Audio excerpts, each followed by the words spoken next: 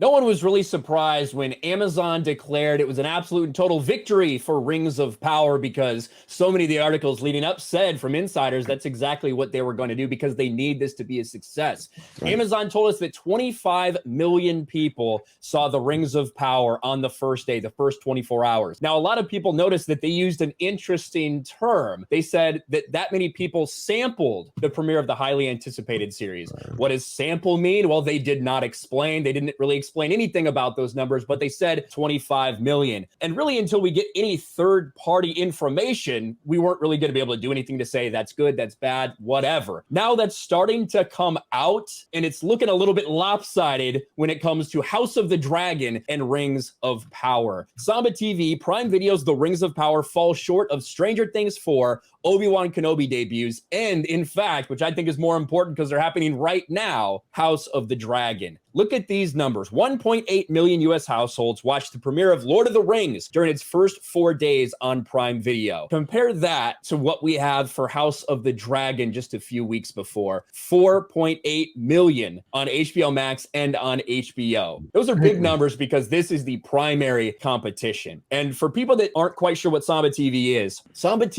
is, they collect data from smart TVs all around the globe, but specifically we're talking right now about the United States. And they use that data to kind of weigh it against the US population, and they come up with a number. It's really not super useful unless you're comparing it to other Samba TV values. Well, we do have some Samba TV values right here between House of the Dragon and Rings of Power. And they can say whatever they want about the global numbers, whatever they might consider sampling or a view, but we have some data from Samba TV saying that Rings of Power should be a little bit worried about this premiere. In terms of the qualities of the shows or how good or bad they are, the numbers are kind of irrelevant from that perspective on an individual level. But in terms of the impact they're having and then the messaging that, say, Amazon is trying to push this 25 million number out there, which is very disingenuous in how they're presenting that. They are 100% being, they're 100% global, pushing right? Both, yeah. Well, it's global, but it's also sampled. Look, marketing's marketing. There's nothing wrong with marketing in whatever way you can market. That's fine. I can make my YouTube channel sound like the most impactful YouTube channel on the platform if I'm taking certain numbers and presenting them in different ways. House of Dragon clearly is just pushing the needle big time. Rings of Power is obviously being discussed in a large way, but I feel like it's being discussed primarily on one side, which is people that don't like it, generally speaking. I don't see as many people out there defending it as, say, something like a Kenobi was, when obviously in our little corner of the internet, there's a lot of negativity towards Kenobi. I heard the positivity out there battling against it. I don't hear that with Rings of Power. These are fans. They wanted Tolkien. You promised Tolkien. Then you said you're going to give you the book that he never wrote. They want to give you some kind of adaptation. Then the narcissism. When Ryan was mentioning the Samba numbers, remember, we have Nielsen is going to come out in 4 weeks and give us the true numbers. If they weren't afraid, if they weren't desperate, they wouldn't be putting articles in their insiders telling Business Insider, we're going to do anything to count any metric, because if this doesn't succeed, then what the hell is Amazon Prime streaming for? When Entertainment Weekly called them a catastrophe, the people they paid to promote them, that was it. This is the first time a fandom has actually had mainstream media allies. And now you got the Titan Musk, who came out and said Tolkien's rolling in his grave.